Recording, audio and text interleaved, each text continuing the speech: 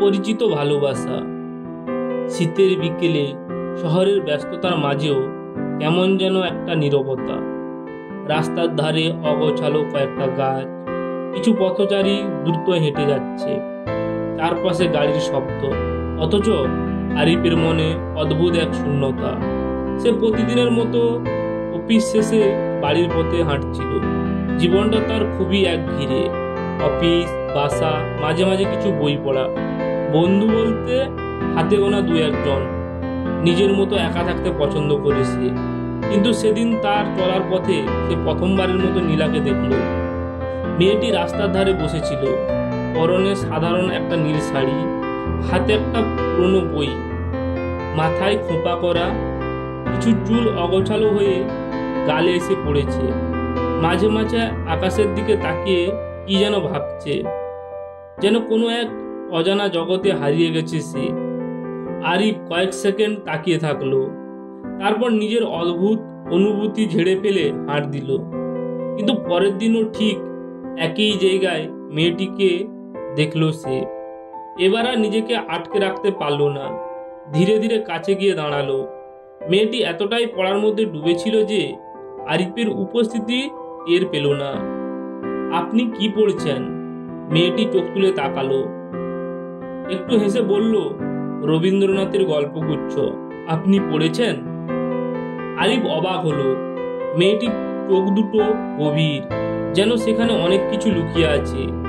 সে হাসতে হাসতে বলল, হ্যাঁ পড়েছি, কিন্তু বারবার পড়লেও পুরনো হয় না। নীলা হেসে বলল, ঠিক বলেছেন, কিছু গল্প কখনো পুরনো হয় না, যেমন কিছু অনুভূতি ম্লান হয় না। সেদিনের পর থেকে প্রায় প্রতিদিনই তাদের দেখা হতে লাগলো।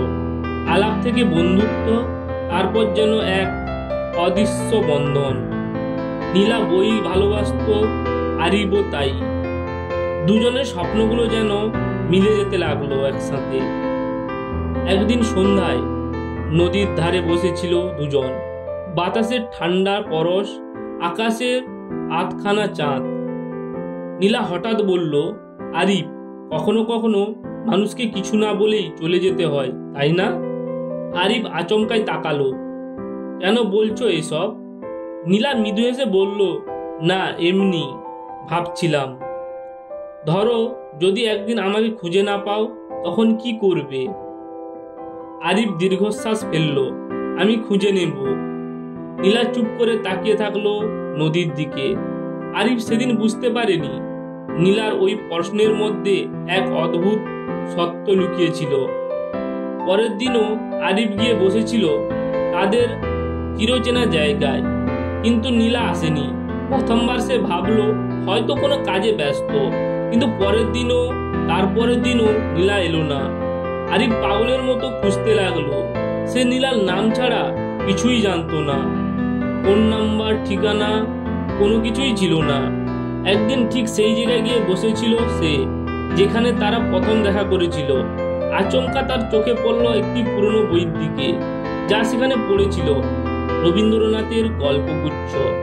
বুকের ভেতরটা কেমন যেন মোচড়ে দিল। বইটা তুলে নিতেই একটা কাগজ খুঁজে পেল ভেতরে। সেখানে লেখা ছিল, ভালোবাসা মানে শুধু একসাথে থাকা নয়, ভালোবাসা মানে অপেক্ষা করা, অনুভব করা, কারো সুখে হাসা, কারো দুঃখে চোখের জল ফেলা। তুমি আমাকে খুঁজে পাবে ঠিক তখনই, যখন তুমি সত্যিকারে ভালোবাসার ভাষা বুঝবে। আরিফ স্তব্ধ হয়ে বসে থাকলো, চোখের কোণ চিকচিক করছিল।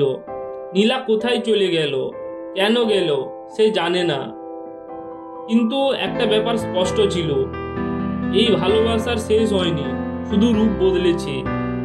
এরপর থেকে প্রতিদিন আরিফ একই জায়গায় গিয়ে বসে, হাতে সেই পুরনো বই, চোখে এক গভীর অপেক্ষা।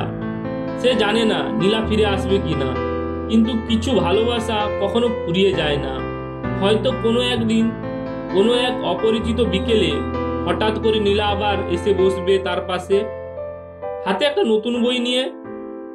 ভালোবাসা কখনো হারিয়ে যায় না, শুধু অপেক্ষার গল্প হয়ে যায়। আজকের এই সুন্দর গল্পটি এখানে শেষ করছি। আবার দেখা হবে আরেকটা নতুন গল্পের সঙ্গে। ততক্ষণের জন্য আপনারা সবাই ভালো থাকুন।